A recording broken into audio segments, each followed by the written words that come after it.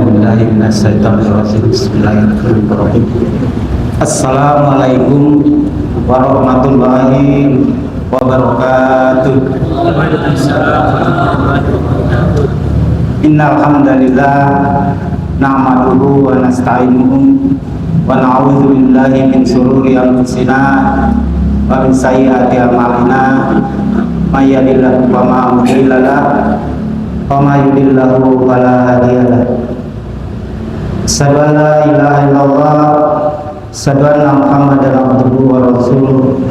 Rabbi shrahli sadri wa yassir li amri wa hlul 'uqdatam min lisani yafqahu qawli. Amma ba'du. Alhamdulillah, segala puji syukur tidak pernah dan tidak boleh kita lupakan. Selalu rasa syukur itu kita aturkan kepada Allah Subhanahu wa taala, di mana sampai detik ini kita masih diberikan nikmat kesehatan, wabil khusus adalah nikmat iman. Karena dengan nikmat imanlah kita semua di sini bisa dikumpulkan untuk thalabul ilmi, menuntut ilmu, sebagaimana kita umat muslim sudah ditaklif. Kewajiban kita adalah sebagai umat muslim menuntut ilmu. Maka bersyukurlah kita masih diberikan kesempatan, masih diberikan kesehatan, mau hadir bersama-sama di sini untuk melanjutkan agenda rutin kita. Agenda yang setiap Senin malam yang kita adakan antara komunitas Ngetam dengan Musola Rahmatullah, yang insya Allah mudah-mudahan ini terus berlanjut. Dan kepada para pengurus dan teman-teman semua, semoga ini menjadi wasilah sebagai amal jariah buat kita semua. Salawat dan salam juga tidak pernah kita lupakan kepada junjungan besar Nabi Muhammad SAW, karena beliaulah yang sudah memberikan kita petunjuk. Salah satunya adalah petunjuk bagaimana kita melakukan muamalah. Ini adalah salah satu bagian dari bagian kecil yang Rasulullah berikan kepada kita. Betapa pentingnya muamalah itu untuk kita pelajari. Kenapa menjadi penting? Karena ini aktivitas sehari-hari kita. Sadar tidak sadar, suka tidak suka, kita pasti akan dihadapkan dengan yang namanya muamalah. Mau beli rokok aja itu sudah muamalah bagi yang merokok. Bagi yang tidak merokok, mungkin beli koreknya aja dulu kan bisa. Ya, maka hal inilah yang memang harus kita syukuri, betapa bersyukurnya kita menjadi umat beliau. Kita sudah diberikan, bisa dikatakan kita ini sudah mendapatkan paket komplit. Petunjuk-petunjuk itu sudah ada. Hanya saja yang menjadi pertanyaan adalah petunjuk itu digunakan apa tidak, atau jangan-jangan kita yang memang tidak mau mempelajari petunjuk-petunjuk itu. Maka inilah kenapa kami dari teman-teman Ngetam mencoba menghadirkan, ya membuat variasi lah, kajian yang konsepnya kita variasi. Jadi yang biasanya kita banyak bermain dengan nafsiyah, kali ini kita coba kombinasi dengan muamalah. Kita coba menyajikan kajian muamalah ini karena kita menilai ini menjadi penting. Banyak sekali kita lihat di lingkungan sekitar kita, sangat sedikit sekali yang memahami tentang muamalah. Dan kenapa saya memiliki dorongan untuk mempelajari muamalah? Karena saya paling sering bersinggungan dengan muamalah. Wabil khusus saya berkecimpung di bisnis, dan teman-teman dengan circle atau lingkungan saya juga para pelaku bisnis. Dan itulah yang menjadi motivasi saya untuk belajar muamalah, dan itulah juga saya akhirnya menemukan titik hijrah itu. Kenapa mau benar-benar bersungguh-sungguh itu, karena mengetahui ternyata dalam transaksi bisnis saya banyak yang batin. Itulah yang membuat saya terdorong untuk bersungguh-sungguh, karena kita tidak ingin juga jangan sampai aktivitas kita itu yang kita lakukan itu menjadi sia-sia. Sebagaimana dalam hadis Rasulullah SAW, man amila amalan laisa alaiha amruna fahuwa raddun. Barang siapa yang mengerjakan sebuah amalan yang di dalamnya tidak terdapat perintah kami atau petunjuk dari Rasul itu tadi atau dari Allah tadi, maka amalannya tertolak. Jadi sayang sekali ketika kita melakukan transaksi yang notabene ternyata kita hanya menghitung untung rugi, tapi kita tidak melihat ada hal yang batil di dalamnya. Dan tidak sedikit ketika saya berkecimpung di mendalami tentang muamalah ini, banyak sekali saya menemukan teman-teman yang berupaya untuk titik baliknya, titik hijrahnya ingin mencoba memperbaiki. Begitu kami coba melihat, banyak sekali yang akad-akad yang bermasalah. Nah, itu di dalam lingkup bisnis. Tapi kita coba kemas ini, kita ambil pembahasan muamalah ini dalam pembahasan umum. Ya, mudah-mudahan sedikit yang bisa saya sampaikan ini bisa menjadikan ilmu buat teman-teman semua, bisa dijadikan sebagai bahan untuk kita lakukan sehari-hari.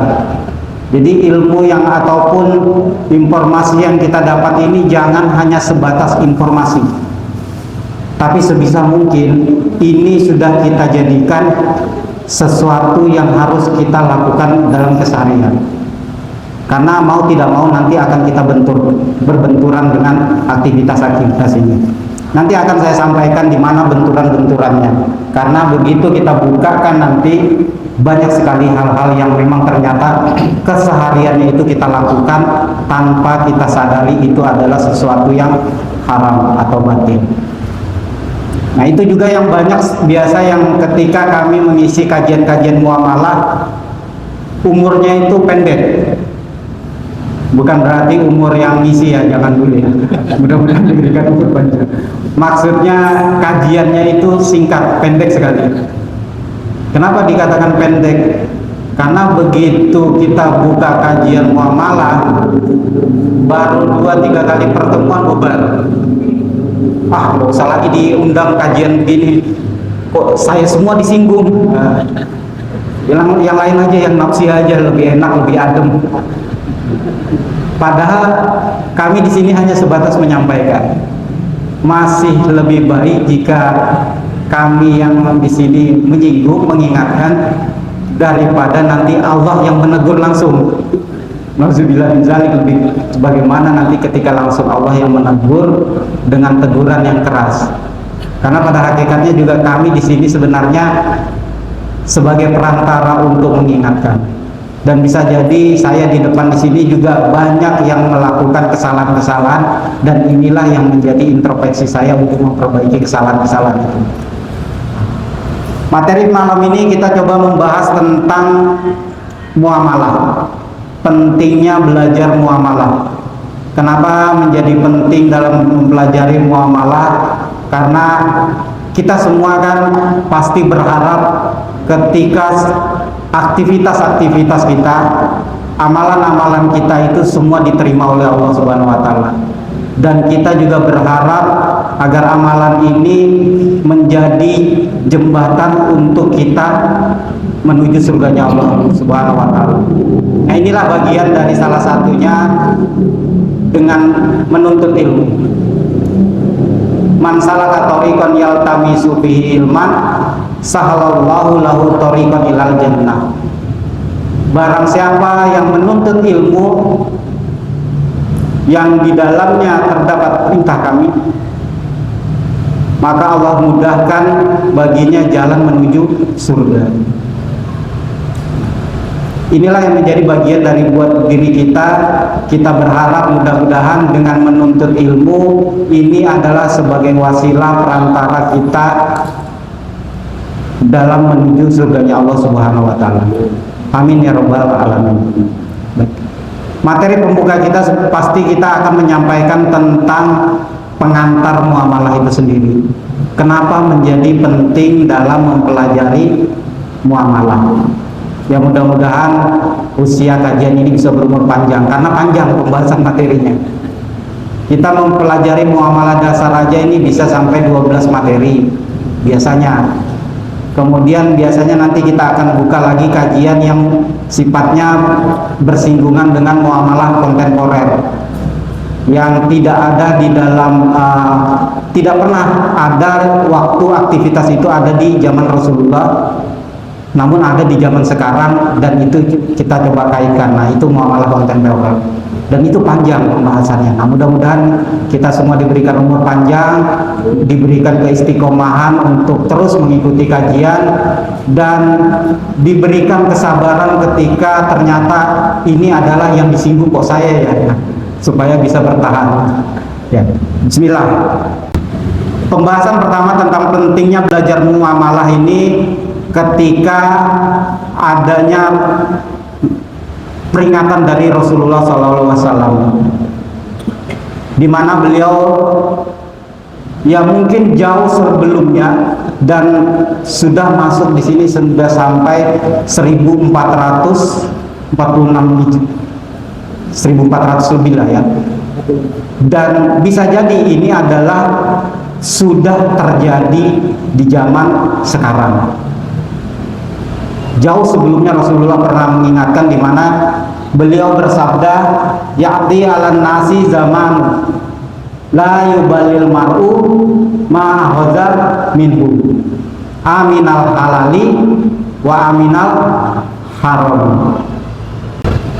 Rasulullah mengingatkan kepada kita akan ada suatu zaman di mana manusia itu, kita semua ini sudah tidak peduli lagi dengan apa yang dilakukan. Apakah itu dengan cara yang halal, dengan cara yang haram, tidak ada batasannya. Pokoknya suka-suka saja. Nah, itu peringatan dari Rasulullah. Dan bisa saja kalau kita kaitkan dengan kondisi sekarang, kira-kira itu terjadi apa tidak? Banyak. Dan banyak juga teman-teman yang ketika saya bertemu dengan teman-teman pelaku bisnis, mereka menyadari ternyata banyak kesalahan-kesalahan ketika melakukan transaksi-transaksi di sini, banyak hal-hal yang batil. Yang penting kan pelaku bisnis itu yang penting itu untungnya aja yang dilihat, tapi tidak berbicara tentang bagaimana mendapatkan apa yang dikejar tadi itu, mendapatkan materi tadi dengan cara yang halal tadi. Nah, inilah yang menjadi peringatan pertama dari Rasulullah, di mana Rasulullah sudah mengingatkan jauh-jauh hari bahwa bisa saja ini kita sudah, kondisi sekarang itu sudah terjadi seperti apa yang dikatakan oleh Rasulullah. Padahal waktu di zaman Umar bin Khattab, ketika beliau menjadi khalifah, menjadi pemimpin umat muslim pada waktu itu, beliau juga pernah mengingatkan para pelaku usaha. Beliau mengingatkan ketika di pasar-pasar. Ini kalimat beliau, dia sampaikan kepada orang-orang yang ada di dalam pasar. Terkhusus beliau menyampaikan ini di pasar umat muslim, di mana beliau mengatakan tidak boleh berjualan di pasar umat Islam, tidak boleh kalau orang itu tidak mengetahui halal dan haram. Umar bin Khattab dengan tegasnya menyampaikan, jangan sampai kalian bermuamalah atau berjualan kalau belum mempelajari muamalah dulu, karena pasti dia tidak akan mengetahui halal haram, sehingga ia bisa terjatuh pada riba. Dan justru juga dia akan menjerumuskan kaum muslim yang melakukan riba tadi. Pasar umat muslim ini kan yang menjual bukan notabene hanya umat muslim saja, tapi ada juga umat-umat atau agama yang lain yang berjualan di pasar umat muslim. Jangan sampai orang yang non muslim itu karena tidak paham dengan muamalahnya, sehingga justru menjerumuskan para pembeli, menjerumuskan kepada apa? Ribawi tadi.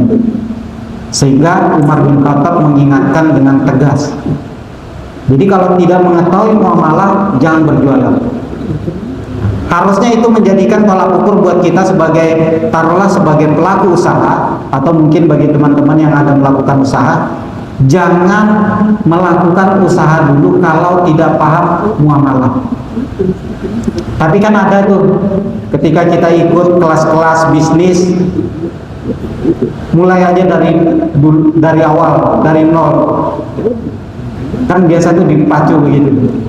Saya juga dulu dengan semangat tuh seperti itu, ternyata bablas. Tapi ketika Umar bin Khattab katakan jangan melakukan usaha dulu kalau tidak paham dengan muamalah. Nah, inilah yang menjadikan tolak ukur buat kita semua. Mudah-mudahan ketika kita melakukan transaksi muamalah itu tidak bersinggungan dengan yang namanya riba. Kenapa dengan riba ini? Nah, kita akan coba jelaskan satu persatu. Sebelum masuk pembahasan selanjutnya, kita akan coba ingat lagi ketika Rasulullah SAW bersabda, dan beliau juga mengingatkan yang kedua kalinya kalimat sama seperti sebelumnya. Beliau mengatakan di sini, ya'ti 'alan nasi zamanu ya'kuluna riba faman lam ya'kulhu as-sabahi min gubar. Ini hadis riwayat An-Nasai. Akan ada zaman, suatu zaman ketika semua manusia nanti akan memakan harta riba.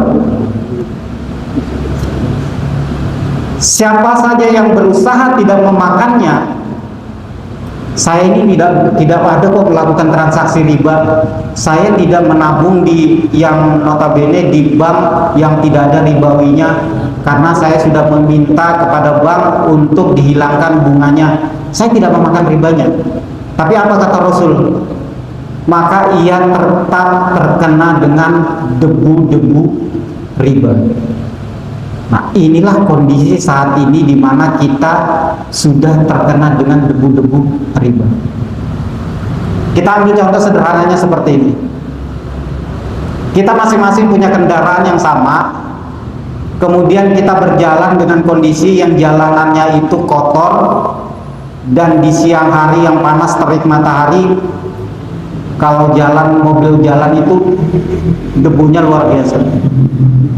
Supaya kita tidak terkena dengan debu-debunya jalan tadi, kita tidak mau melewati di situ, menghindar dari situ. Kita tidak jalan, sementara yang lain jalan, debunya bertebaran kemana-mana. Kita parkirlah kendaraan kita di tempat yang lain. Sadar tidak sadar, lama-kelamaan mobil yang kita parkir itu akhirnya menumpuk debu-debu tadi. Padahal kita tidak melalui jalan tadi itu, tidak melewati jalan lumpur tadi itu, tapi kita terkena dengan debu-debu riba. Nah, inilah yang Rasulullah gambarkan tadi itu, kita yang justru tidak memakan riba, tidak melakukan transaksi riba, tapi terkena dengan debu-debu riba. Nah, ini juga lah yang biasanya membuat kajian muamalah itu jadinya umurnya pendek. Ah, riba lagi yang dibahas. Saya lagi. Biasanya begitu. Jangan khawatir, karena saya juga dulu melakukan hal seperti itu. Bukan berarti ketika informasi itu dapat, justru kita hindari, tapi justru kita kejar, kita cari tahu gimana supaya tidak terkena dengan debu ribanya tadi itu. Kendaraan tadi supaya tidak terkena debunya tadi, bagaimana caranya kita untuk menutupi agar tidak terkena debu? Kita tutup kan? Kita tutup, kita rapikan. Kalau ada garasi masukkan. Walaupun begitu kita keluar, kena lagi debunya. Karena kondisinya yang memang sudah seperti itu. Seharusnya agar itu tidak semuanya tidak kena debu-debu jalan tadi itu, maka yang diperbaiki itu adalah jalannya, dibersihkan agar tidak berdebu. Bukan kita menghindari dengan kendaraan yang kita sembunyikan agar tidak terkena debu. Ketika kita keluar untuk melakukan aktivitas, kita akan terkena debunya lagi. Itulah kondisi sekarang. Yang harus diperbaiki adalah jalannya. Agar riba ini tidak terkena kita debu-debunya, maka yang harus diperbaiki adalah sistemnya, agar tidak membuat transaksi ribawi. Faktanya sekarang adalah sistemnya yang mendukung dengan transaksi ribawi. Begitu kita menghindar lewat gang-gang kecil, kena juga debunya. Itulah dilalahnya kondisi sekarang. Tapi apakah kita mau berpasrah diri? Tidak juga. Setidaknya ada hujah buat kita bagaimana mengupayakan agar semua bisa terselamatkan. Nah, inilah yang bagian kecil atau titik-titik kecil yang kita upayakan, kita maksimalkan, kita ikhtiarkan dengan cara apa?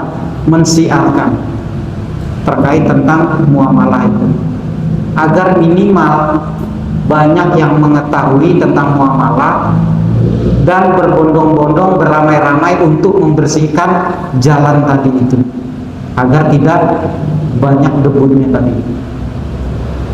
Dan ini yang menyatakan adalah Rasulullah, yang mengingatkan 1400 tahun lebih, dan terjadi dalam kondisi kita sekarang. Bukan saya yang mengingatkan, saya hanya sebatas menyampaikan dari hadis Rasulullah SAW. Kita lanjut. Mengapa umat muslim banyak yang terlibat riba? Ini yang harus kita cari tahu. Kok bisa ya? Kok banyak sekali umat-umat muslim itu terjebak dengan riba? Sudah menghindar kena debu-debunya riba. Kenapa itu bisa terjadi? Ada di dalam surah Al-Baqarah 275. Dan ini Allah sendiri yang mengatakan. Dalam surah Al-Baqarah ayat 275 dikatakan, allazina ya'kuluna riba la yaqumuna illa kama yaqumul ladzi yatakhabbathu syaitanu minal mas.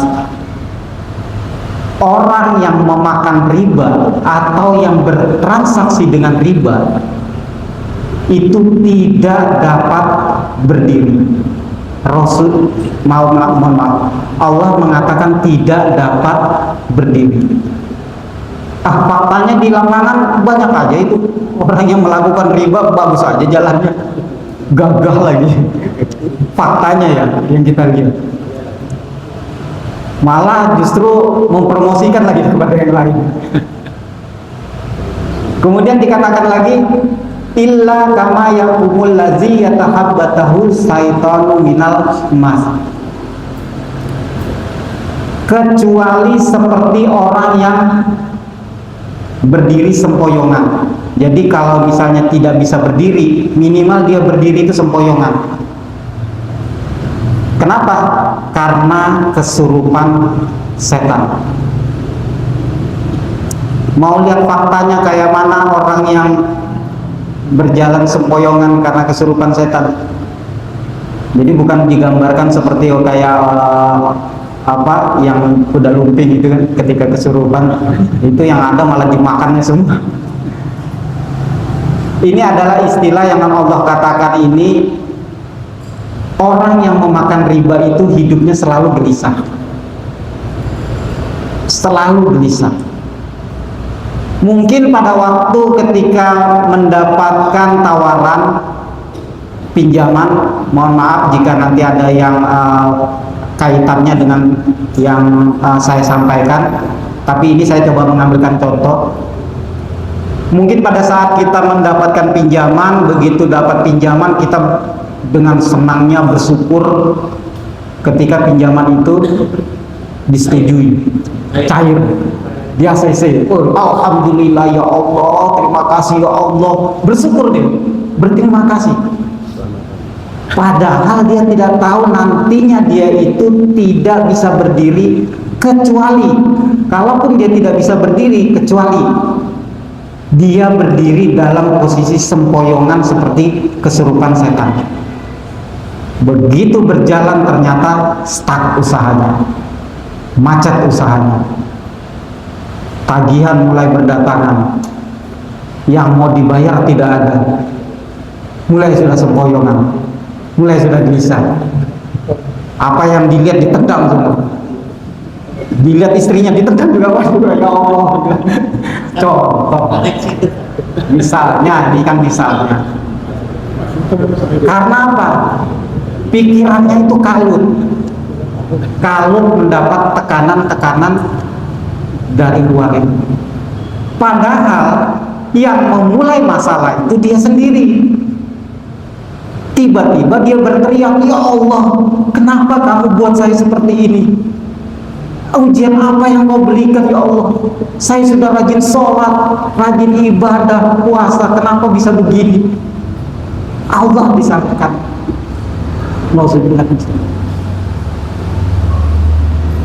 Itu adalah kesalahan kita yang membuat kita tadi itu berdiri seperti kesurupan. Kenapa bisa kesurupan? Karena pikiran kita yang kalut tadi, tidak bisa jernih dalam berpikir, mendapatkan tekanan-tekanan. Mudah saja kalau Allah mau mencabut ketika usaha kita, bisnis kita, atau pekerjaan kita, mudah saja Allah kalau mau menghilangkan. Kita tidak usah berbicara tentang bisnis, bekerja lah, berbicara tentang manajer segala macam, dibenturkan dengan aktivitas-aktivitas, kemudian kita akhirnya tidak cocok dengan pimpinan kita. Endingnya apa? Karena kamu tidak sepaham, kamu keluarkan. Mudah bagi Allah untuk mengeluarkan. Pertanyaannya, seberapa istiqomah kita menjaga atau ketaatan itu? Nah, ini yang menjadi PR kita. Mengapa umat muslim tadi itu banyak yang terlibat dengan riba? Ya, di ayat selanjutnya dikatakan zalika bi annallahu qalu innamal bai'u mislu.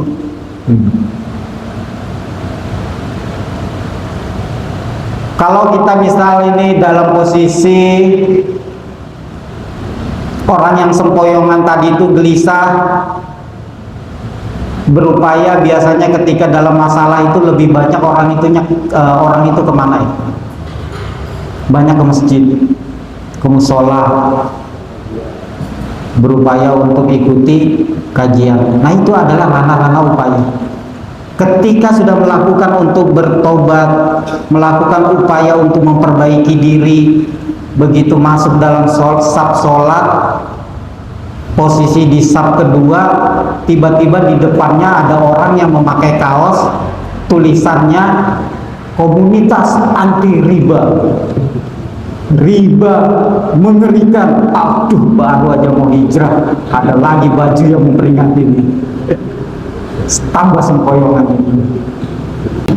Kemudian dikatakan, kenapa orang itu banyak yang melakukan riba? Dalam hadis, dalam ayat Al-Baqarah ayat 275 ini dilanjutkan di dalamnya, zalika bi annahum qalu innamal bai'u mislu riba. Karena orang menganggap jual beli itu sama dengan riba.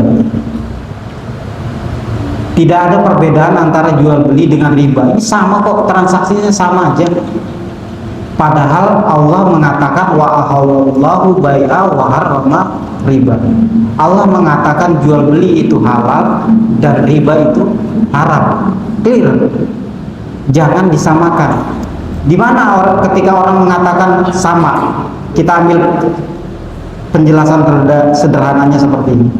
Saya dulu waktu kuliah ngambil jurusan ekonomi, kami justru diajarkan bagaimana cara mendapatkan permodalan segala macam yang memang faktanya di dunia pendidikan itu diajarkan jual beli itu sama dengan riba. Itu fakta. Penjelasan sederhananya seperti ini. Yang ini banyak terjadi di lapangan. Misal kita punya modal 10 juta. Kemudian dengan uang 10 juta tadi itu kita belikanlah motor second. Kemudian kita jual 11 juta. Berapa untungnya? 1 juta. Terus apa bedanya dengan ini? Punya modal 10 juta. Kemudian kita hutangkan kepada orang, kemudian nanti dicicil selama 1 tahun. Dikembalikannya itu totalnya jadi 11 juta. Untungnya 1 juta.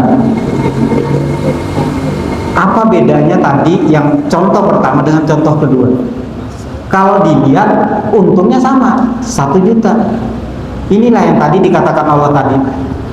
Jual beli itu, orang itu mengatakan jual beli itu sama dengan riba. Sama. Fakta yang terjadi itu seperti ini. Padahal di contoh pertama tadi ini adalah transaksi jual beli. Sementara di contoh kedua ini adalah transaksi yang namanya qard. Ketika ada tambahan atau utang piutang itu ada tambahan, inilah yang dikatakan riba tadi. Ini contoh sederhana. Sekarang kita cari tahu apa itu riba. Dalam hadis riwayat Al-Baihaqi dikatakan, qala Rasulullah sallallahu alaihi wasallam, kullu qardin jarra manfaatan fahuwa riba. Setiap ada tambahan manfaat itulah yang dikatakan riba. Setiap ada tambahan manfaat. Nanti kita akan jelaskan seperti apa yang dikatakan tambahan-tambahan tadi. Tapi dari contoh sederhana tadi, pengambilan contoh sederhana tadi antara jual beli dengan yang satunya itu adalah hutang piutang yang menambahkan tambahan tadi, itulah yang dikatakan riba. Nanti kita akan detailkan entah di sesi ini atau di sesi selanjutnya.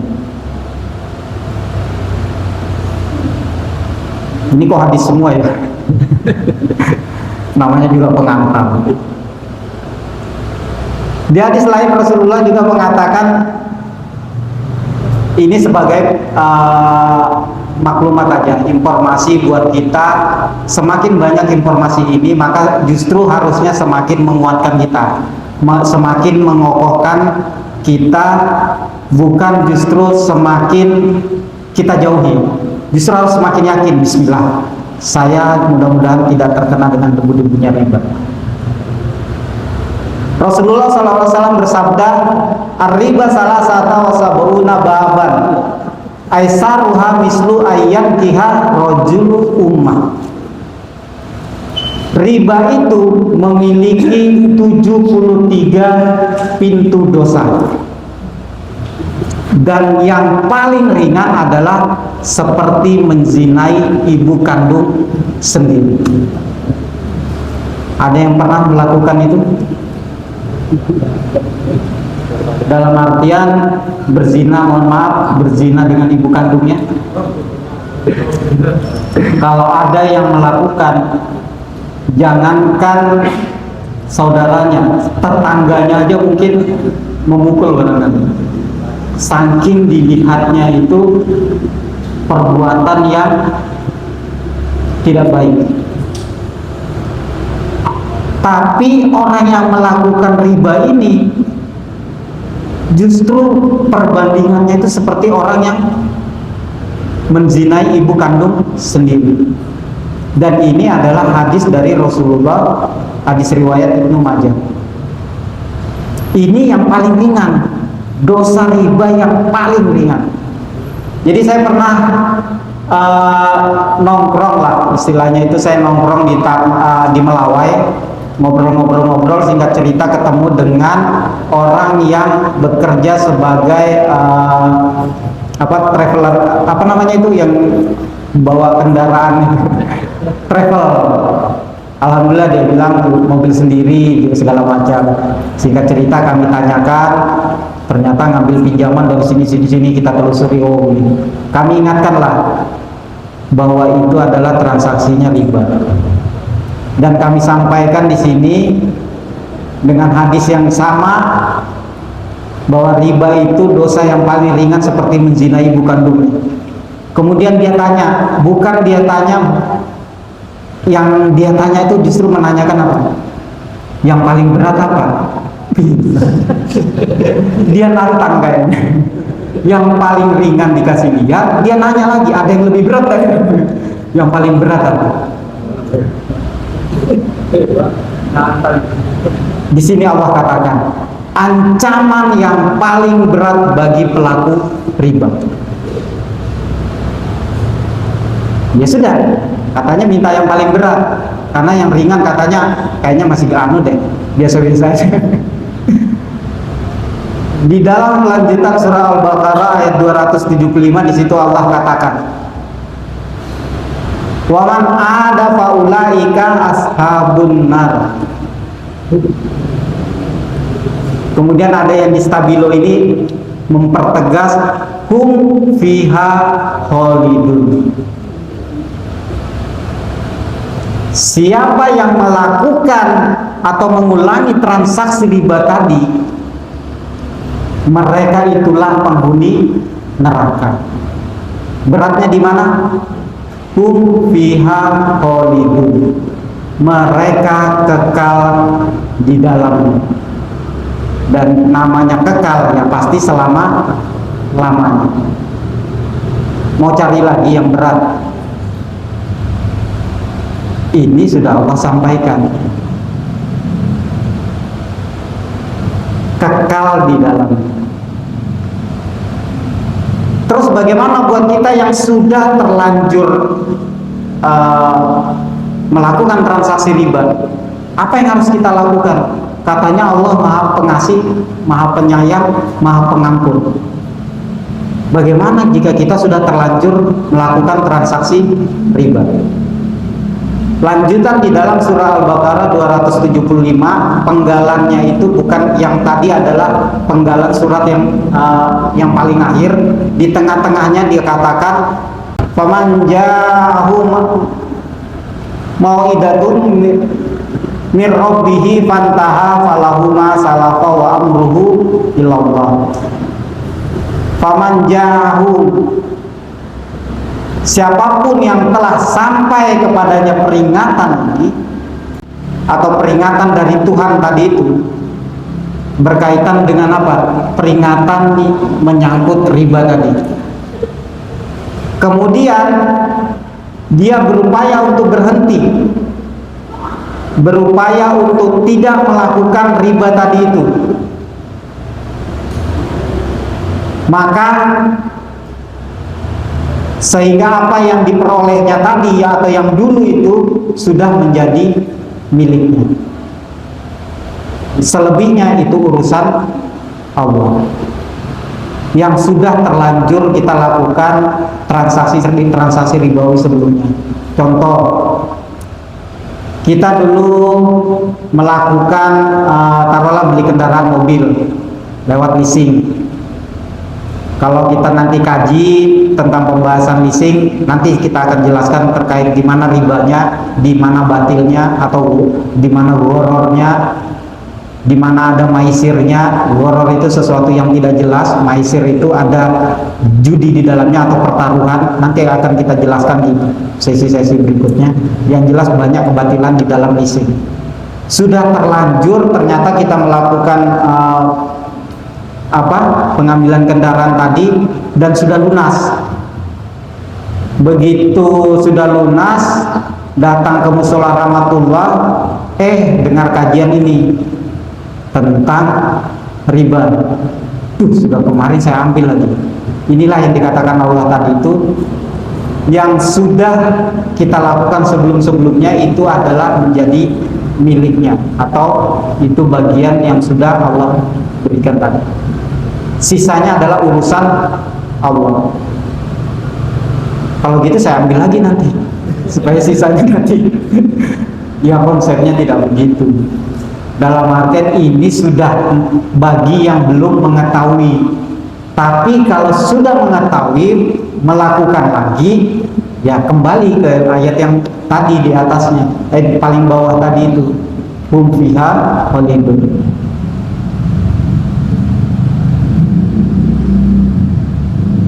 Lantas siapa-siapa saja orang yang melakukan riba itu? Rasulullah mengatakan di sini ada 4 pelaku riba. Dan Rasulullah pun melaknat keempat-empatnya. La'ana Rasulullah sallallahu alaihi wasallam akilar riba wa mukilahu wa qatibahu wasahidaihi. Akilar riba, orang yang memakan riba. Wa mukilahu, orang yang memberikan pinjaman tadi itu. Kemudian dilanjutkan wa qatibahu, juru tulisnya, atau yang biasanya itu yang membantu membuat atau yang menulis tadi itu.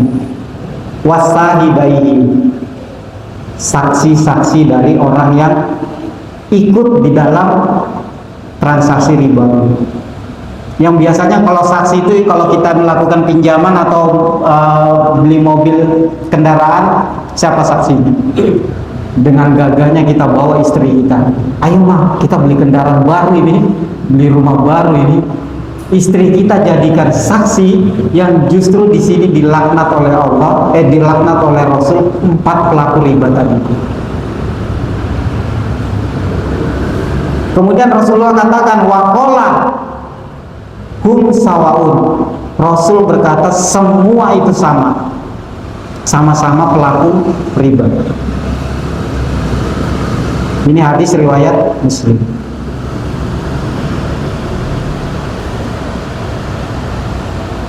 Kemudian ini peringatan dari Allah Subhanahu wa taala berkaitan dengan riba tadi itu. Dalam surah Al-Baqarah di ayat 278 dan di 279, jadi ayat yang membicarakan tentang riba itu dari 275 sampai 279 itu membicarakan tentang riba. Di ayat berikutnya di ayat 280 sampai di ayat 283 itu berbicara tentang hutang. Dan semua itu sebenarnya diatur oleh Allah, cuman kita tidak mau mencari tahu. Nah, inilah pentingnya kita memang perlu sesuai dengan tema pentingnya belajar muamalah. Apa peringatan dari Allah tadi itu? Dalam surah Al-Baqarah ayat 278 dikatakan, ya ayyuhallazina amanu taqullaha wa zaru ma baqiya minar riba. Wahai orang-orang yang beriman, bertakwalah kepada Allah dan tinggalkanlah sisa-sisa riba.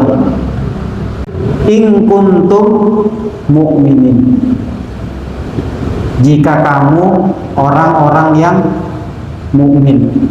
Allah peringatkan di 278, tinggalkan. Jadi ketika kita sudah terlanjur melakukan transaksi riba dan ternyata posisi sekarang masih ada transaksi ribanya, tinggalkan. Sisa-sisa yang masih ada yang belum dipungut itu tinggalkan. Jika memang kita ingin menjadi orang yang mukmin tadi. Tapi Ketika kita tidak mau mengikuti apa yang dikatakan Allah tadi, dilanjutkan di ayat 279, fa'illam taf'alu fa'zanu biharbim minallahi war rasulih. Jika kamu tidak melaksanakannya atau tidak mau mengikuti apa yang diingatkan Allah tadi, masih saja kekeh dengan mengambil riba tadi itu, padahal sudah Allah katakan tinggalkan sisa riba tadi, maka umumkan perang kepada Allah dan Rasul. Allah mungkin sudah puncak marahnya mungkin di situ. Berarti kamu menantang perang. Di sini Allah menantang. Kira-kira kalau di RT 28 Pak RT-nya yang nantang perang, kita sungkan enggak? Kalau sudah Pak RT-nya yang ngomong, kita aduh Pak RT lagi gak enak, takut itu. Tapi ketika Allah menyatakan perang, kita justru menantangnya dengan gagahnya, jalan dengan gagah memakai jas, dengan sombongnya kita menantang Allah. Wajar ketika Allah katakan tadi itu, ketika sudah kalah perang, dia seperti kesurupan setan. Kalau ada beling, dimakan beling. Namanya juga orang sudah kehilangan akal seperti itu. Maka hati-hati. Ketika sudah Allah memperingatkan di situ, maka sudah seharusnya peringatan itu kita jadikan pegangan yang kuat, jangan sampai kita melakukan transaksi riba tadi itu. Tetapi di sini juga Allah katakan, jika kamu ingin bertobat, Allah mengasihkan pilihan untuk bertobat. Kamu berhak atas pokok hartamu saja tadi. Jadi ketika kita benar-benar ingin bertobat, nah inilah konsep ketika kenapa ada di dalam komunitas-komunitas riba, anti riba itu melakukan praktek seperti ini. Ketika berbenturan dengan orang-orang, bagaimana nih kita untuk menghentikan riba?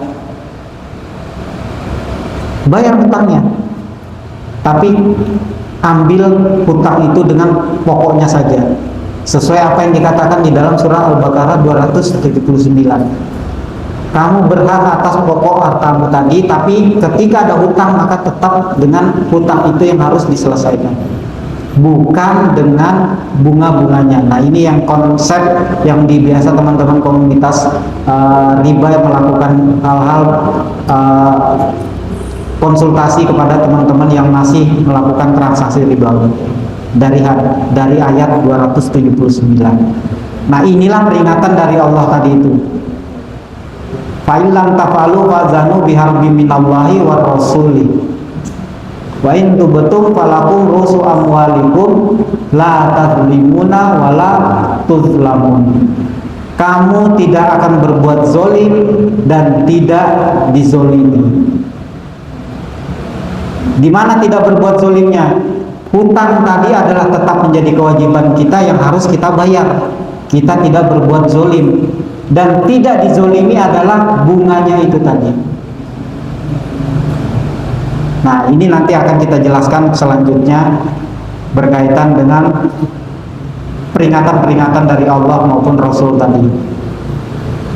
Pertanyaannya adalah, apa pentingnya kita mempelajari muamalah agar kita tahu tentang halal haramnya muamalah yang kita lakukan. Itulah pentingnya kenapa mempelajari muamalah. Kemudian yang halal ketika kita sudah tahu itu baik, maka itulah yang harus kita kerjakan, kita jalankan. Tapi sebaliknya ketika yang haram atau yang buruk tadi, itu yang harus kita jauhi. Ketika sudah terjadi, maka itu yang harus kita upayakan untuk tinggalkan. Tapi ketika belum, maka harus kita jauhi sebelum terjadi hal yang haram tadi. Maka itulah Sebelum, bagaimana mungkin kita mau bisa tahu mana yang ini halal, mana yang ini haram, kalau kita tidak menggali ilmunya? Dalam dunia bisnis tadi, jual beli sama dengan riba.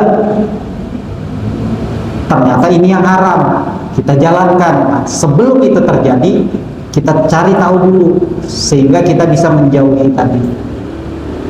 Dan endingnya kita juga tidak menjadi orang yang seperti kesurupan setan tadi itu,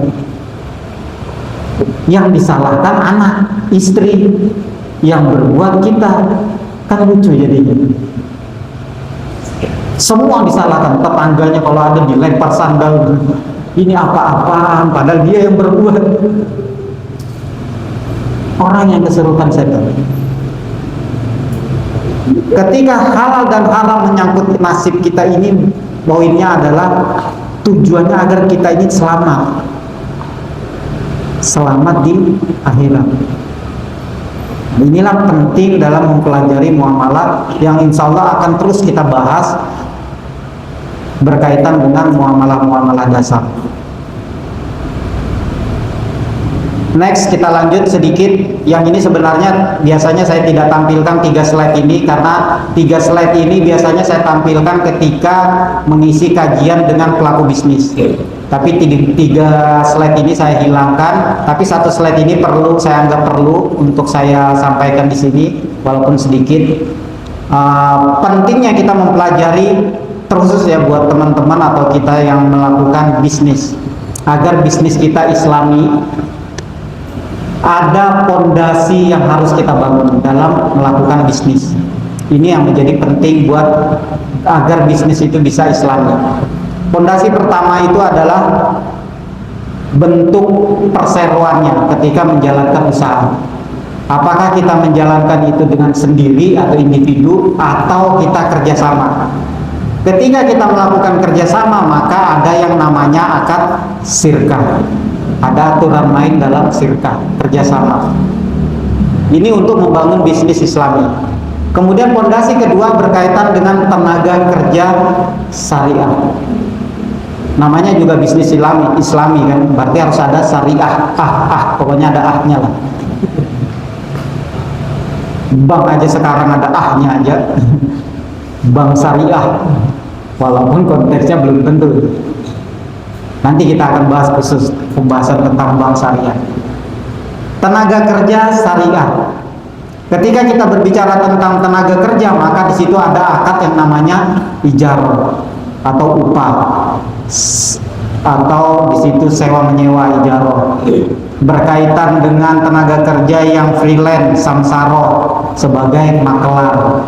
Berkaitan dengan kita mempromosikan usaha, cari orang yang lain yang menawarkan produk kita, itu bisa akad jialah atau jualah, akad sayembara, atau konteks yang kekinian kontemporer dikatakan biasanya affiliate.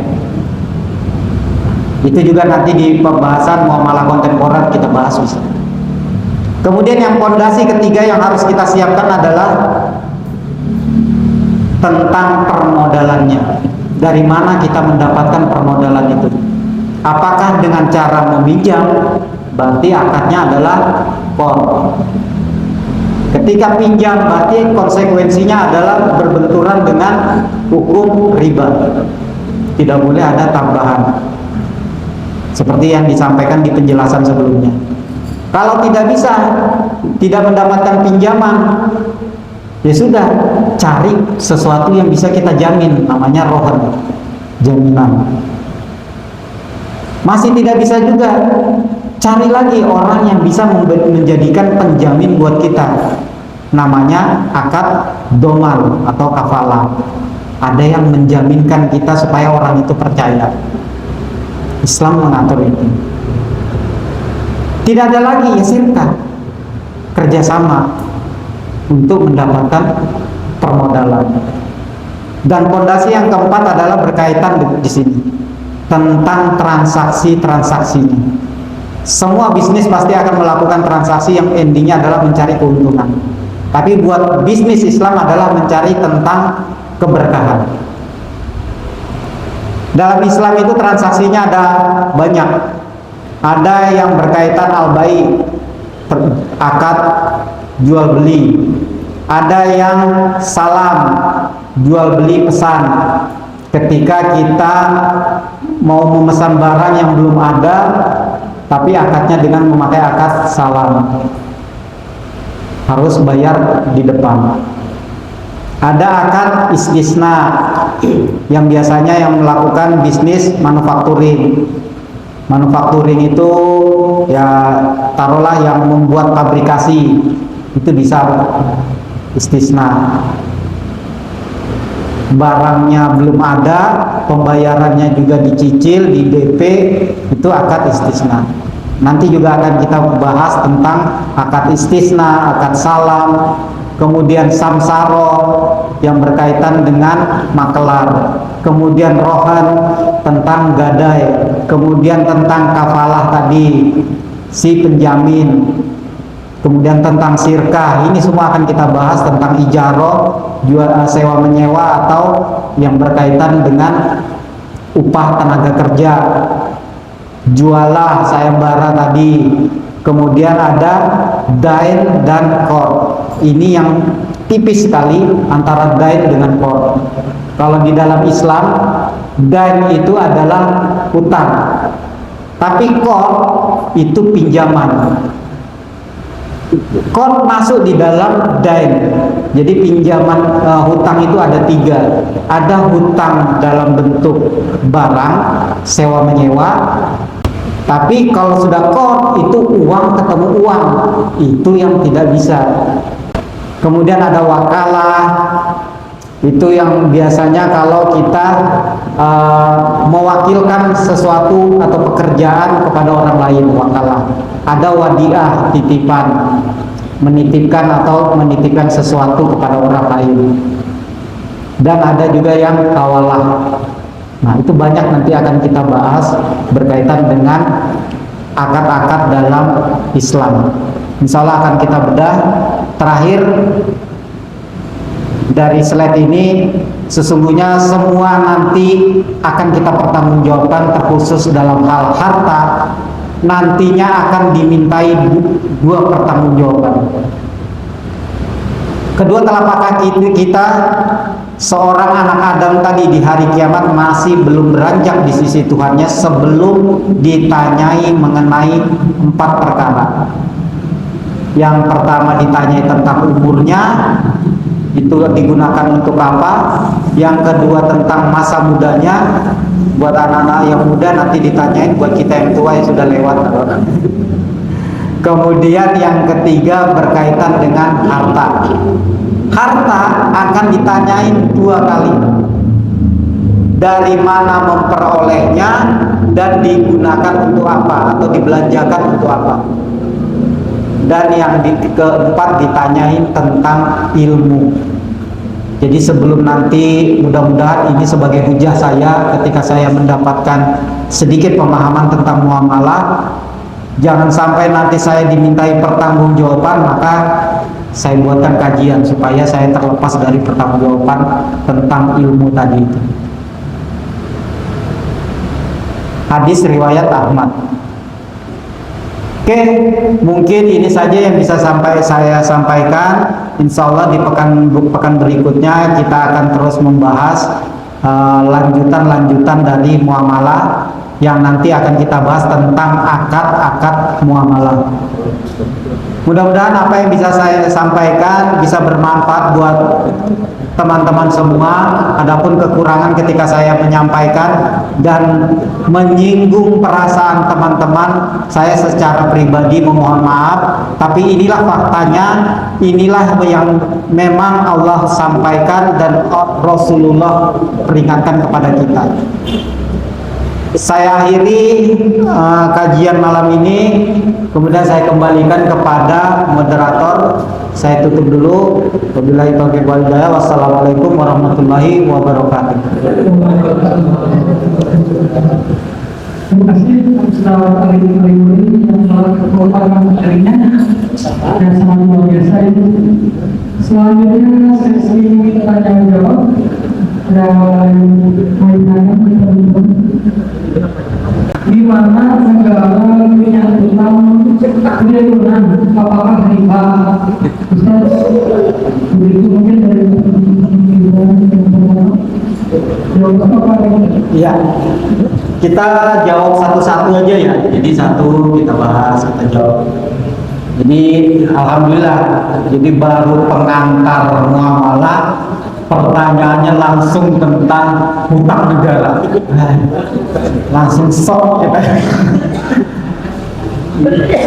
Kalau tentang muamalah ini, muamalah dasar yang akan kita sampaikan ini berbicara tentang mikro.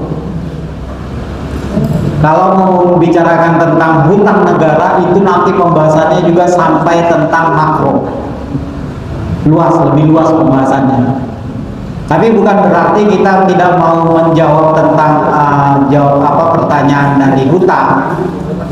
Sebelum kita menjawab hutang negara ini riba atau tidak, kita harus memahami fakta-faktanya dulu. Jadi tidak bisa ketika melihat sesuatu, oh riba ini. Tidak, lihat dulu fakta-faktanya seperti apa. Apakah yang dipinjam hutang ini dalam bentuk objeknya itu apa dulu? Bisa jadi negara berhutang dalam hal kendaraan atau dalam urusan bisnis yang lain. Nah, ini yang harus kita lihat fakta-faktanya. Tapi kalau sudah berbicara tadi dengan uang, nah ini panjang yang harus kita lihat. Nah, saya tidak bisa menyampaikan di sesi ini, tapi nanti akan ada materi yang khusus membahas tentang hal itu. Karena kalau kita mau jawab itu duluan, maka kelarlah agenda kajian kita. Karena materi-materi selanjutnya tidak perlu disampaikan lagi. Pasti begitu, pengantar itu pasti yang dihadirkan semua itu pertanyaan itu melebar. Jadi bersabar aja, insya Allah nanti akan disampaikan. Karena kalau tidak kita sampaikan dengan runut, khawatir nanti gamblang atau bagaimana ya. Kalau tidak runut itu sulit untuk membedah kasus per kasus. Kita mencoba menyederhanakan agar kita mudah membahas muamalah ini. Jadi kita akan pelajari dulu tentang akadnya. Kalau kita sudah tahu tentang akadnya, nanti akan mudah mengindikasikan sesuatu tadi itu. Oh, negara ini berutang dalam hal ini, akadnya adalah ini. Oh, ini nanti hukumnya adalah seperti ini. Kalau kita sudah masuk ke dalam pembahasan itu. Cuma kan belum. Nanti kita mempelajari tentang akadnya. Kalau kita jelaskan lagi, panjang lagi, minggu depannya dah hadir sudah, karena sudah disampaikan. Insya Allah nanti kita bahas. Pertanyaan selanjutnya, sebutkan contoh dari amalan dalam kehidupan sehari-hari. Apa itu? Ya. Yang salah satunya tadi di antara contoh-contohnya itu ada slide yang berkaitan dengan bisnis Islami. Nah, transaksi-transaksi itu yang paling akhir itu yang berkaitan dengan muamalah keseharian kita. Saya coba munculkan lagi ya. Tentang al-bai, jual beli. Kira-kira kita melakukan tidak jual beli sehari-hari? Entah kita mau beli kerupuk kah, mau beli rokok kah, mau beli beras kah. Nah, jual beli itu ada yang ketemu barang dengan barang, ada ketemu barang dengan uang, ada yang ketemu uang dengan jasa. Itu nanti ijarah. Ada yang ketemu uang dengan uang. Nah, itu nanti qard. Dan itu semua nanti kasusnya, hukumnya akan berbeda-beda juga. Ketika kita membeli barang, ternyata yang kita beli barangnya adalah barang ribawi. Jadi barang di dalam Islam itu ada 3. Barang ribawi itu ada 6 plus 1 uang. kemudian barang misliat, dan yang ketiga barang kimia. Barang ribawi itu ada 6: emas, kemudian perak, kemudian gandum, ini biasanya gandum kasar, jawur, terus kurma, plus garam. Dan satunya adalah yang dikiaskan sebagai seperti emas dan perak adalah mata uang itu. 7. Beli garam, nah ini kita harus tahu, jangan sampai nanti terkena dengan riba, karena ini barang ribawi. Kemudian beli barang yang berkaitan barang-barang misliat. Barang misliat itu yang memiliki padanan, yang kalau kita mau beli itu pasti ditakar, dihitung, ditimbang. Kalau mau lihat gampangnya kita ke pasar aja, Mas beli minyak berapa kilo, berapa liter, nah itu ditakar. Mau beli beras berapa kilo, nah, itu ciri-ciri barang misliat. Beli anak enggak perlu ditakar.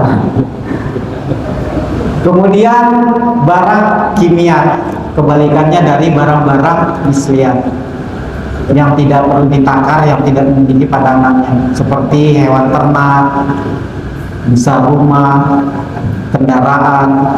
Cash per cashnya itu dalam jual beli itu berbeda-beda. Nah itu nanti insya Allah akan dibahas satu persatu dalam akad-akad muamalah. Jadi jangan kemana-mana.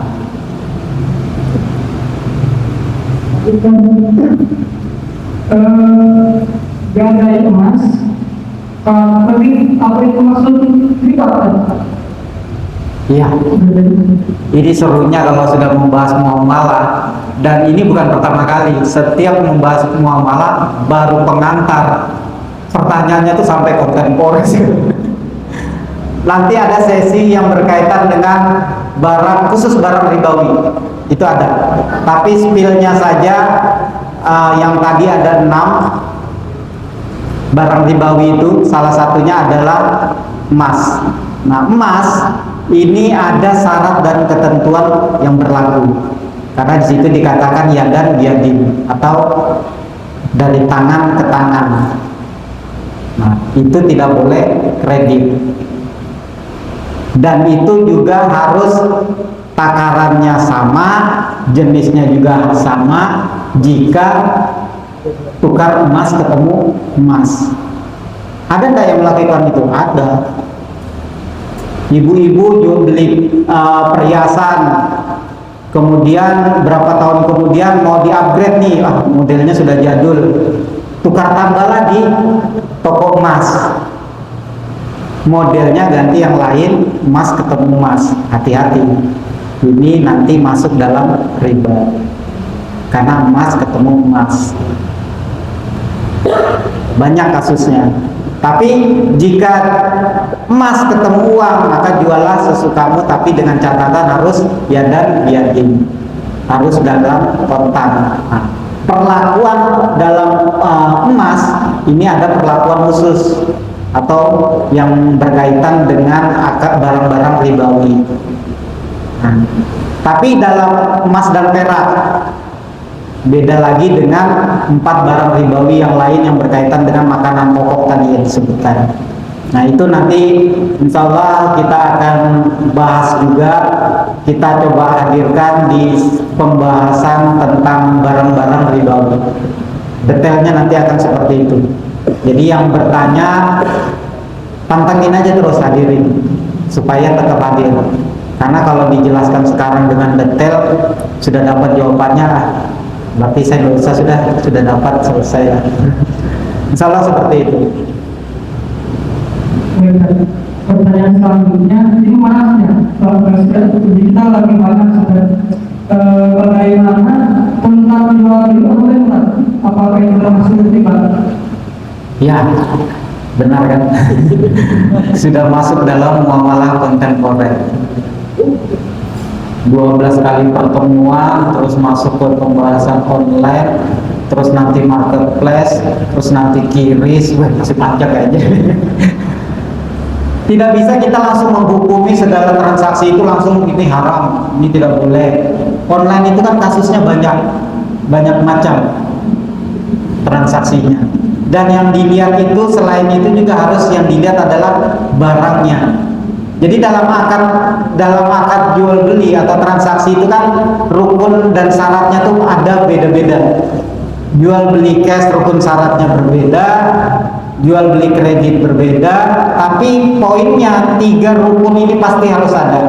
Yang pertama al-aqidaini, yaitu 2 pihak yang berakad.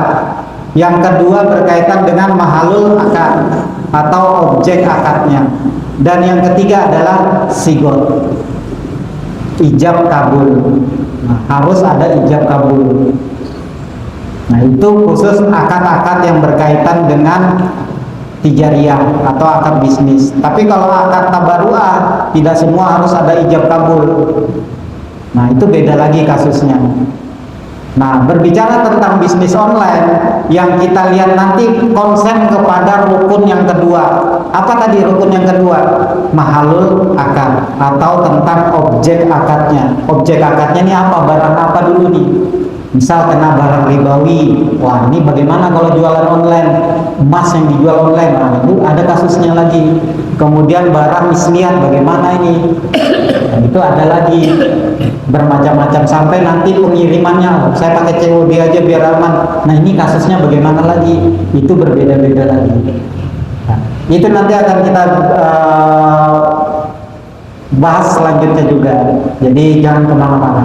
Karena kalau kita jawab ini bisa sampai jam 12. Insya Allah nanti bersabar saja, jangan bosan-bosan, jangan juga merasa tidak puas karena jawabannya tidak dijawab dengan detail sekarang. Karena kalau kita detailkan sudah masuk kontemporer, sementara muamalah dasar belum dituntaskan materinya, nanti begitu dapat jawabannya besok bingung lagi. Terus yang ini kayak mana ya? Beda kasus bingung lagi.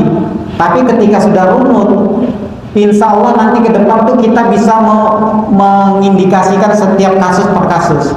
Kita bisa melihat, oh ini halal, oh ini haram. Tapi harus memang runut. Kalau lompat-lompat, terus 3 kali pertemuan tidak muncul, begitu ada kasus tidak muncul, ya bingung nanti biasanya. Maka lebih enak itu diikutin secara runut. Karena saya juga alhamdulillah bisa sedikit memahami, karena saya mengikuti secara runut dan mengikuti beberapa kelas-kelasnya supaya saya bisa memahami tentang muamalah. Buat saya ini penting sekali karena saya bersinggungan dengan muamalah setiap hari, terkhusus kepada pelaku bisnis. Nah itu saya pasti melakukan. Dan teman-teman saya pasti ada dengan pengusaha-pengusaha yang berkaitan dengan bisnis juga. Dan poin saya ketika saya sudah mulai paham, saya langsung menghujahkan diri saya harus memberikan kontribusi apa? Minimal saya bisa membantu teman-teman untuk memahamkan. Nah itu yang menjadi hujah saya, makanya saya bersungguh-sungguh untuk mempelajari, mengikuti kelas-kelasnya. Nah insya Allah juga teman-teman juga nanti apa yang saya dapatkan, saya coba paparkan dan mudah-mudahan teman-teman juga mendapatkan kemudahan dan mendapatkan pemahaman agar ke depan juga teman-teman bisa mensiarkan tentang muamalah ke yang lainnya. Dan bisa jadi mudah-mudahan juga teman-teman nanti yang posisinya justru ada di sini juga menggantikan kami-kami di sini. Insya Allah seperti itu. Sabar aja, insya Allah nanti akan kita jelaskan di sesi berikutnya. Jadi sedikit Panjang kayaknya. ada teman memiliki tempat usaha dan fasilitas, menawarkan pada temannya untuk menempati untuk buka usaha bakso. Nanti hasil jualannya atau hasil bersihnya dibagi sesuai kesepakatan kedua belah pihak. Pertanyaannya, apakah dibolehkan? Kalau boleh, syirkah apa namanya? Kalau tidak boleh, bagaimana yang benar? Ya, ini nanti kita bahas tentang materi syirkah. Ada pembahasan khusus tentang materi syirkah. Jadi yang tadi satu punya lapak, taruhlah lapak lah. Kemudian yang satunya ini hanya sebatas memiliki keahlian gitu ya, karena punya keahlian untuk buat bakso. Nah, Ternyata di sirkah itu ada 5 macam. Nah, dia masuk kategori mana? Yang satu pemodal yang memiliki lapak tadi, yang satu punya keahlian amal, yang satu amal, yang satunya amal, punya keahlian. Bersirkalah dia, bekerja sama. Keuntungannya dibagi sesuai dengan kesepakatannya dia. Sirkah apa ini? Ini masuk dalam kategori sirkah mudharabah. Mudharabah itu juga ada tipenya bermacam-macam, ada 2 macam. Nanti kita juga akan detailkan itu. Jadi sirkah itu ada 5. Sirkah iman, sirkah abdan, kemudian sirkah mudharabah, kemudian yang keempat sirkah wujud, dan yang kelima adalah sirkah mufawadah. Ada 5. Nah, setiap sirkah yang dijalankan ini akan berbeda-beda kasus. Bahkan nanti sirkah itu bisa menggabungkan kelima-limanya. Makanya ada yang namanya sirkah mufawadah, menggabungkan ke semua sirkah ini. Sirkah abdan ketemu antara pemilik yang punya keahlian ketemu yang memiliki keahlian, bekerja sama. Sirkah abdan namanya, keahlian ketemu keahlian. Satu ahli dalam desain, satu ahli dalam desain juga, sama-sama desain, bekerja sama dalam bisnis arsitek. Kemudian dia melakukan, setelah menggambar, mencoba untuk membangun sebuah rumah, tapi tidak punya modal. Kemudian bersirkalah dengan yang lain yang memiliki kemampuan juga. Ini bisa jadi sirkah mudharabah. Nah, itu banyak kasusnya. Nah, itu juga nanti insya Allah kita bahas di sesi materi khusus sirkah. Nah, itu biasanya sirkah itu paling panjang itu pembahasannya. Karena sirkah itu juga nanti akan terbagi lagi. Ada yang sirkahnya itu umum, tapi ada yang memang dikhususkan pembahasan tentang sirkah. Sirkah apa itu? Tentang sirkah pertanian. Itu beda lagi. Jadi kalau kita bersirkah yang berkaitan dengan memiliki lahan pertanian, nah itu hati-hati. Banyak transaksi batilnya nanti di situ. Bisa ada keharaman.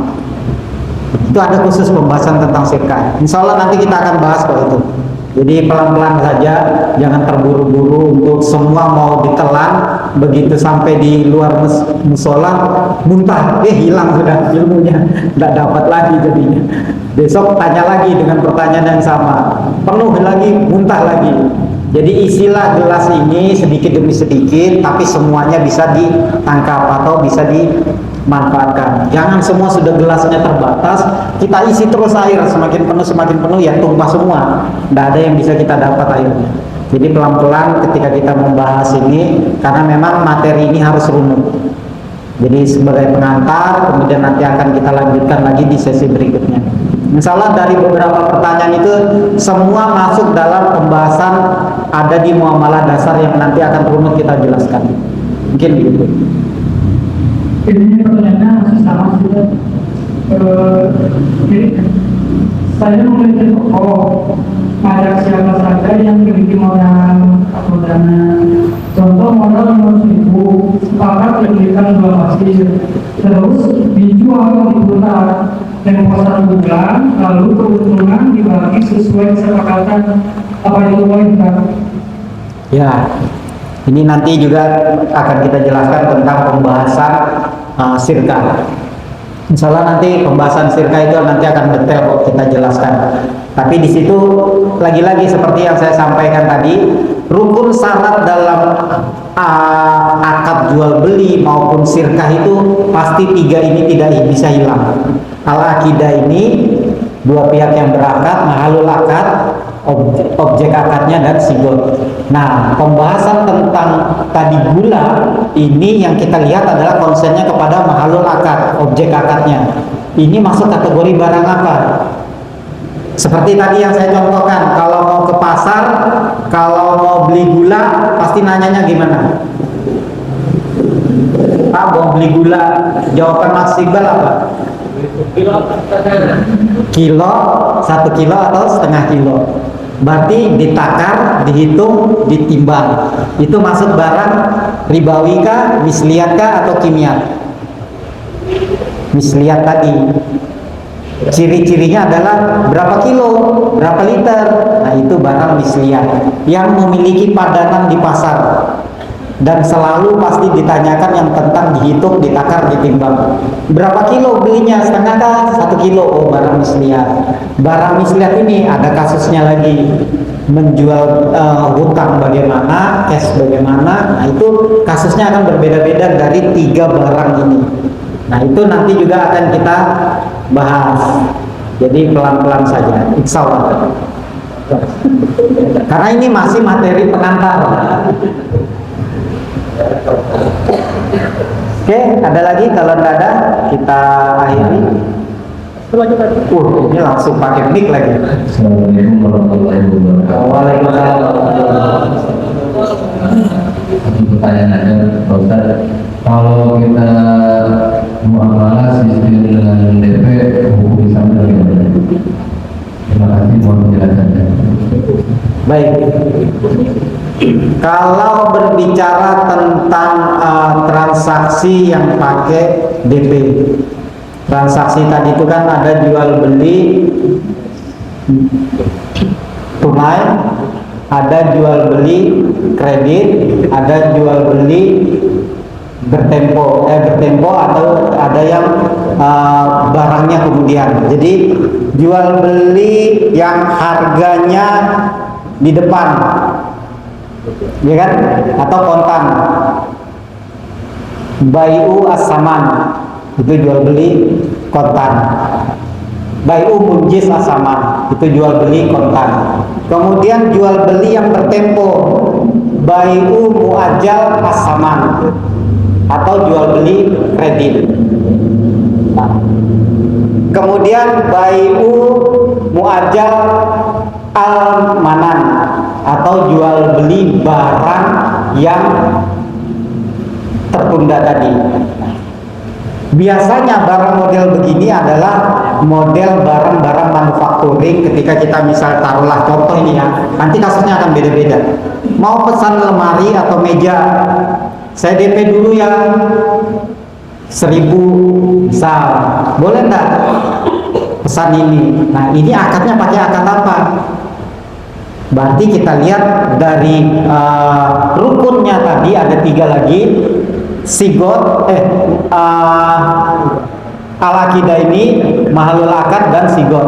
Konsen lagi kepada yang kedua, mahalul akad atau objek akad. Objek akadnya adalah meja. Berarti meja ini masuk kategori barang apa? Barang ribawi, misliyat, kimia. Oh, dia masuk barang kimia. Oh, berarti boleh dong kalau kita pakai akad yang namanya istisna, jual beli pesan. Jual beli pesan itu nanti boleh enggak itu kalau kita barangnya belum ada, kemudian kita cuma bisa pakai DP nih. Nah, itu nanti akan di dalam akad istisna pembahasannya. Kemudian beda kasus lagi ketika dalam barang-barang misliyat, akadnya maka akan berbeda lagi. Nah, insyaallah itu juga nanti akan kita bahas satu persatu. Karena Rasul mengingatkan kepada kita jangan sampai kita menjual sesuatu yang belum kita miliki. Nah, itu tidak boleh. Jadi menjual barang itu harus sudah kita miliki dulu. Tapi ternyata ada yang belum ada barangnya, tapi uangnya juga belum dikasih. Nah, ini ternyata ada khusus barangnya itu apa? Nah, itu ada barang ketemu, ada yang boleh barangnya itu cash, pembayarannya tertunda, ada yang tidak boleh ditunda pembayarannya, harus cash. Nah, itu kan akan beda-beda. Insya Allah panjang kok kita bahas nanti. Jadi jangan khawatir, pantengin terus, hadir aja terus ke pertemuan berikutnya. Karena ini baru pertemuan pertama, masih pengantar. Nanti akan kita detailkan satu persatu. Oke, mungkin seperti itu.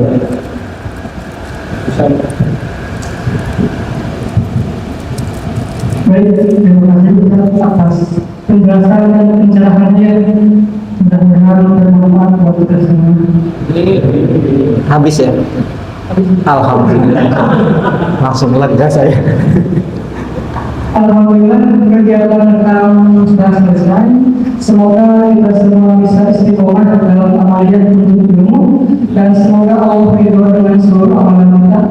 Mohon maaf jika ada kekurangan dari saya selaku pemwawancara dan terima kasih atas kesempatan dan segala perhatiannya dan sampai jumpa di agenda datang pekan depan insyaallah. Mari kita akhiri bersama dengan membaca hamdalah dan Alhamdulillahirabbil alamin. Subhanallah wa bihamdika asyhadu an la ilaha illa anta astaghfiruka wa atubu ilaik. Billahi taufiq wal hidayah. Wassalamualaikum warahmatullahi wabarakatuh. Waalaikumsalam warahmatullahi wabarakatuh.